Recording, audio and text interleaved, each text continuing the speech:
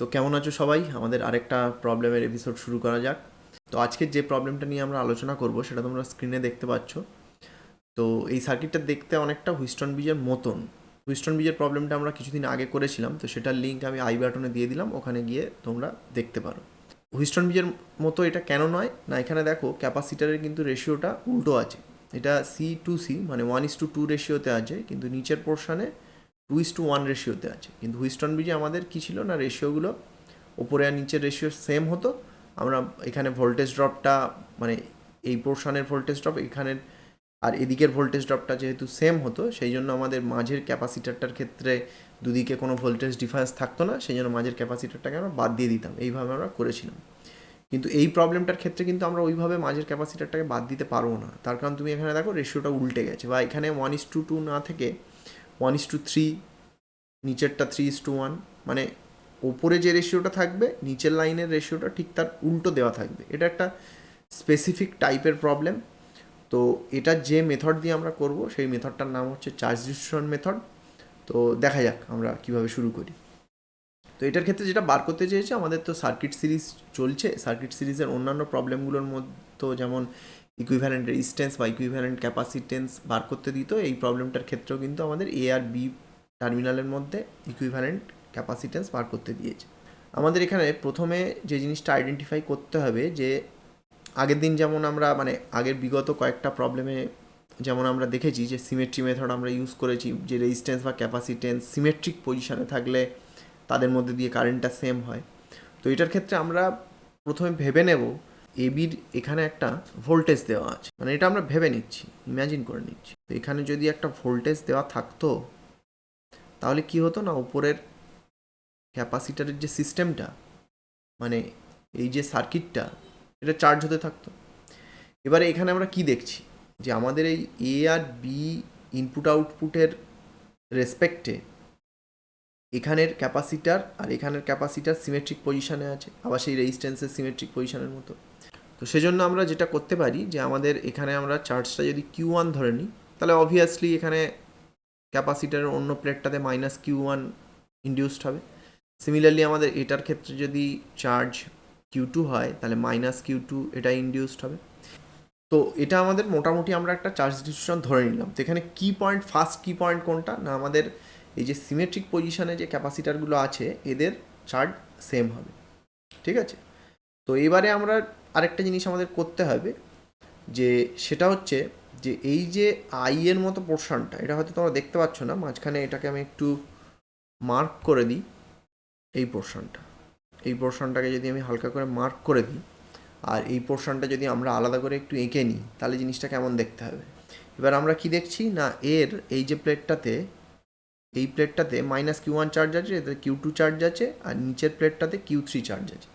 তাহলে সেগুলো যদি আমরা বসিয়ে দিই, এবার এখানে একটা জিনিস লক্ষ্য করার ব্যাপার আছে। এটাকে অনেক সময় তোমরা পড়তে গিয়ে হয়তো কনজারভেশন অফ চার্জ বলে একটা জিনিস পড়েছিলে, যে একটা আইসোলেটেড কন্ডাক্টরের ক্ষেত্রে যে কন্ডাক্টরটার অন্য কোনো জিনিসের সঙ্গে কোনো কানেকশান নেই, তাহলে এখন আমাদের ক্যাপাসিটারটা এই ভোল্টেজটা দেওয়ার জন্য এরকম চার্জ ডিস্ট্রিবিউশন হওয়ার জন্য ভেতরে কিন্তু এরকম এদিকে -Q1 এদিকে Q2 এখানে Q3 এসছে, মানে ওই ভেতরের পার্টটা আমরা এখানে এঁকে নিয়েছি। তো এখানে এটা একটা আইসোলেটেড পার্ট, কিন্তু এখানে নতুন করে চার্জ ডিস্ট্রিবিউশন হয়েছে। তার মানে কি, তার মানে হচ্ছে যে এই দিকের প্লেট থেকে ইলেকট্রন আমাদের এই প্লেটে চলে গেছে। তার মানে আমরা কি বলতে পারি, আইসোলেটেড একটা কন্ডাক্টরের ক্ষেত্রে ইনিশিয়ালি আমাদের টোটাল চার্জ 0 ছিল, সেটা তো আইসোলেটেড ছিল, তাতে আর কোনো চার্জ দেওয়া হয়নি। তো সেই জন্য এখানে এই আইসোলেটেড প্লেটটাতে যে কটা চার্জ আছে তাদের সাম কিন্তু আমাদের 0 হবে।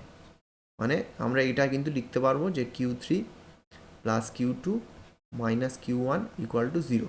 তার কারণ এটা একটা আইসোলেটেড কন্ডাক্টর, এটা তোমাদের কিন্তু ভালো করে বুঝতে হবে, মাথায় রাখতে হবে। তো এটার ক্ষেত্রে আমরা তাহলে একটা 1 নম্বর ইকুয়েশন আমরা পেয়ে গেলাম বলতে পারি। এখানে আমরা এবার ভোল্টেজ ড্রপ দুটো লাইনে নেব। একটা আমরা ডাইরেক্ট এখান থেকে একটা নাম দিয়ে দিই, সি তো ওখানে ক্যাপাসিটার হয়ে গেছে, এখানে ডি আর ই নাম দিয়ে দিই। তাহলে আমাদের এই যে পাথটা এ ডি বি, এই পাথটাতে একবার আমরা পোটেনশিয়াল ড্রপটা দেখব, আরেকবার আমরা এ ডি ই বি এই পাথটাতে দেখব। তো তার ক্ষেত্রে যদি আমরা এটা একটু লিখে নিই, যে আমাদের এই যে এ আর বি পোর্টের মধ্যে যে পোটেনশিয়াল ডিফারেন্সটা সেটা তো ভি এ বি হচ্ছে। তাহলে V A B equal to আমরা এটা লিখতে পারি, V A B equal to এখান থেকে প্রথম ক্যাপাসিটারের উপরে ড্রপটা প্লাস সেকেন্ড ক্যাপাসিটারের উপরে ড্রপটা, তাহলে V A B equal to, আর সিমিলারলি কী লিখতে পারি, আমরা যদি এই পাথটা নিই, এ ডি ই বি পাথটা নিই, তাহলে তার ক্ষেত্রে আমরা কিন্তু অল্টারনেটভাবে এটাও লিখতে পারি। ঠিক আছে, আশা করি এটা বোঝা গেল।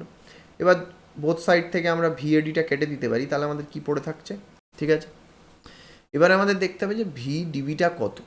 তো এই যে ক্যাপাসিটারটা, এটার ক্যাপাসিটেন্স 2C আর এতে চার্জ আছে Q2, তাহলে এর অ্যাক্রসে যে ভোল্টেজটা হচ্ছে মানে ভি ডিবি যেটা, সেটা আমাদের কত হবে, সেটা ইকুয়াল টু আমাদের Q2/2C হবে।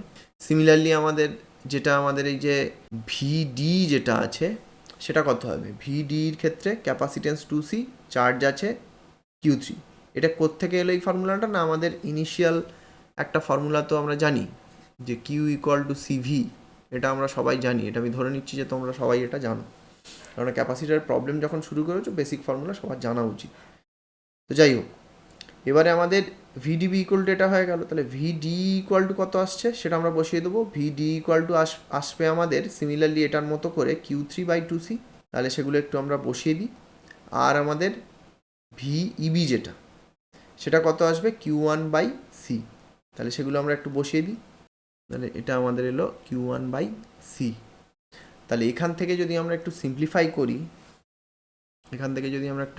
করি, 2C দিয়ে বোথ সাইড যদি মাল্টিপ্লাই করে দিই, তাহলে এখান থেকে আমাদের একটা রিলেশন আসবে কি না এরকম, এটাকে আমরা সেকেন্ড ইকুয়েশন বলতে পারি।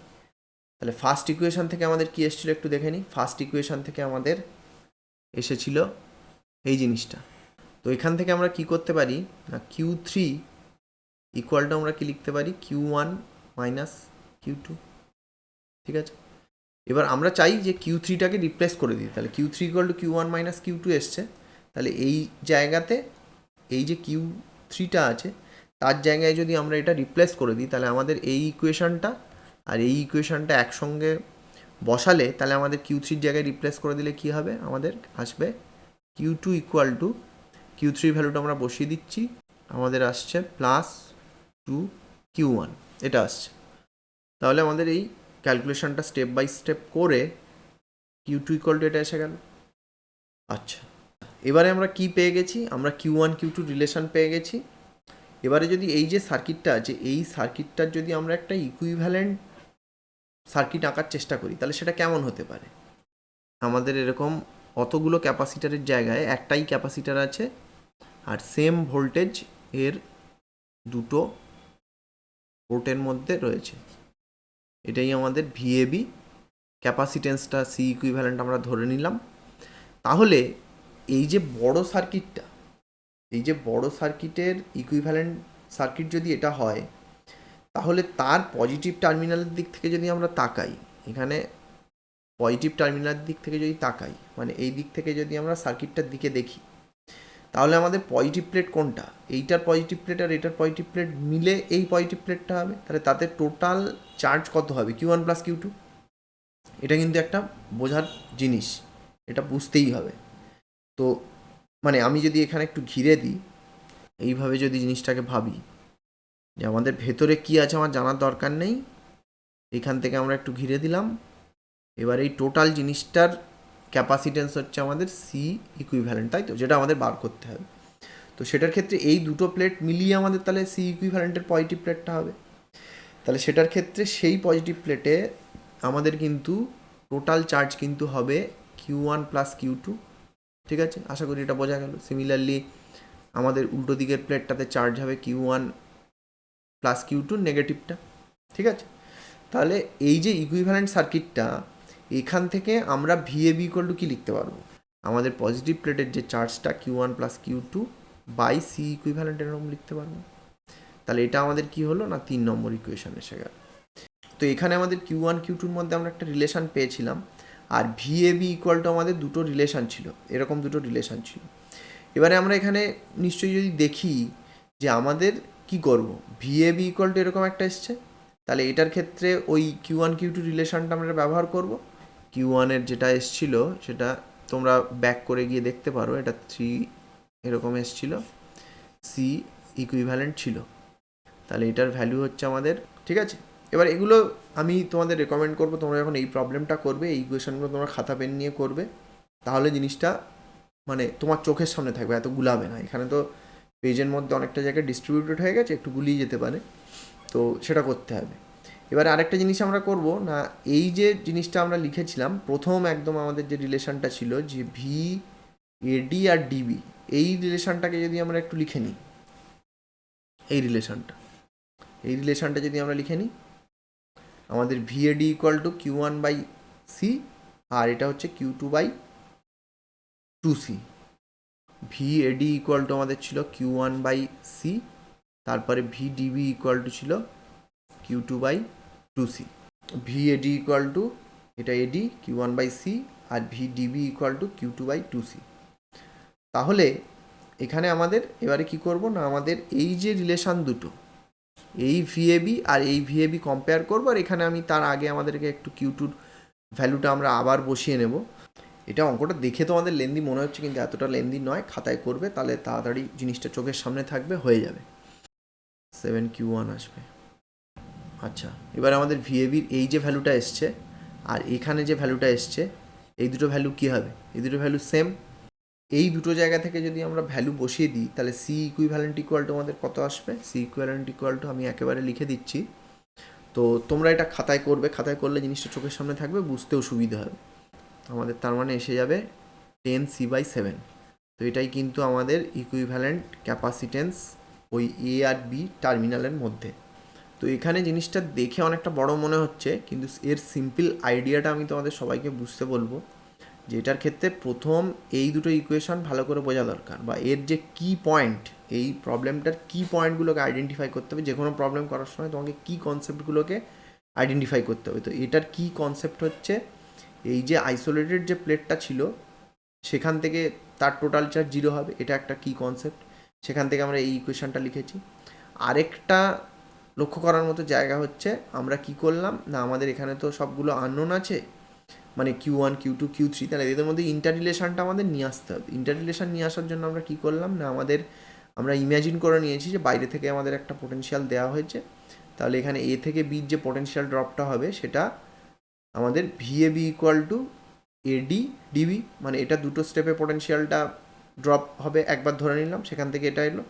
সিমিলারলি আরেকবার ধরলাম, এখান থেকে এ থেকে ডি একটা ড্রপ হবে, ডি থেকে ই একটা ড্রপ হবে, ই থেকে বি একটা ড্রপ হবে, সেটার জন্য এই ইকুয়েশনটা লিখেছি। এবার পরবর্তী সময় আমরা কি করেছি, VAD equal to Q one by C, similarly V DB equal to Q two by two C, আর এটার ক্ষেত্রে ভিডি ইকুয়াল টু আমাদের Q three by two C, এগুলোতে বসিয়ে দেওয়া হয়েছে। Similarly V EB equal to আমরা কিউ ওয়ান বাই সি বসাবো ক্যাপাসিটারের সিম্পল ফর্মুলা থেকে। তো সেই জিনিসগুলো বসিয়ে এখানে আমাদের সেটা বসিয়ে এখানে আরেকটা Q1 Q2 Q3-র মধ্যে রিলেশান এলো, আর আগে যে আমাদের Q3-র যে রিলেশানটা এসেছিলো ওই আইসোলেটেড কন্ডাক্টরের রিলেশানটা থেকে, সেখান থেকে আমরা কি করলাম, Q3টা এখানে বসালে এই রিলেশানটা ভীষণ ইম্পর্ট্যান্ট, আমাদের Q1 আর Q2-র মধ্যে যে ইন্টার রিলেশানটা এলো। এবারে আমরা যেটা করলাম সেটা হচ্ছে যে এই বড় সার্কিটটার একটা ইকুইভ্যালেন্ট সার্কিট আমরা ভেবে নিয়েছি, যেটা আমাদের অ্যাকচুয়ালি সি ইকুইভ্যালেন্ট বার করতে হবে। তাহলে এই বড় সার্কিটটা যদি এর দিক থেকে আমরা তাকাই, তাহলে এই দিকের ভেতরের পোর্শনটা যদি আমরা ঘিরে দিই, তাহলে আমাদের এই Q1 আর Q2 প্লেটটা দুটো মিলেই পজিটিভ পার্ট হবে আমাদের ইকুইভ্যালেন্ট ক্যাপাসিটেন্সের। তাহলে আমাদের এখানে ইকুইভ্যালেন্ট যে ক্যাপাসিটারটা, তার পজিটিভ প্লেটে Q1 Q2 চার্জ আছে, তাহলে সেখান থেকেও আমরা এই ইকুয়েশনটা লিখতে পারি। এবার জাস্ট কিছু না, এবার এখান থেকে ওই Q2-র যে ভ্যালুটা ছিল সেটা আমরা বসিয়েছি, সেখান থেকে এই রিলেশনটা এসছে। সিমিলারলি আমাদের এই দুটোর যে রিলেশনটা ছিল সেখানে চার্জের রিলেশনটা বসিয়ে, মানে পোটেনশিয়ালের সঙ্গে চার্জ বাই ক্যাপাসিটারের রিলেশনটা বসিয়ে একটা রিলেশন এসেছিলো। তাহলে এটাও যেহেতু ভিএবি, এটাও যেহেতু ভিএবি, সেখান থেকে দুটো সমান করে আমরা একটু হিসেব করেছি, সেখান থেকে আমাদের C equivalent equal to 10C/7 answer, এটা কিন্তু এসে গেল। তো এই প্রবলেমটা তোমরা কিন্তু পুরোটা ভালো করে বোঝো, যেখানে সমস্যা হবে তোমরা আবার ব্যাক করে গিয়ে দেখতে পারো। আর এই প্রবলেমটা তোমাকে শিখতেই হবে, নিট বা জেইর জন্য এই প্রবলেমটা শিখতেই হবে, এটা খুব কমন টাইপের প্রবলেমের মধ্যে পড়ে। আর এটার ক্ষেত্রে তোমরা একটা জিনিস করতে পারো, এটার হোমওয়ার্ক প্রবলেম আমি এটার সঙ্গে দিচ্ছি না যেহেতু ভিডিওটা একটু লম্বা হয়ে গেছে। তোমরা আরেকটা জিনিস করতে পারো, যে ওই একই রেশিও রেখে, মানে এটা যেমন 1:2 2:1 রেশিও আছে, সিমিলারলি তোমরা এরকম রেশিওটা চেঞ্জ করে 1:3, 3:1 মানে এখানে সি আর 3C ধরে বা এখানে 3C আর সি ধরেও এই অঙ্কটাকে তোমরা করতে পারো। তো আমি রেকমেন্ড করবো যে তোমরা এই প্রবলেমটা ভালো করে বুঝে নিজেরা একবার করবে এবং এর অন্য রেশিওতেও জিনিসগুলো চেক করে দেখতে পারো। তো এই প্রবলেমটা ভালো করে বুঝে শিখে নিতে পারলে আশা করি এটা তোমাদের পরীক্ষার ক্ষেত্রে কাজে লাগবে।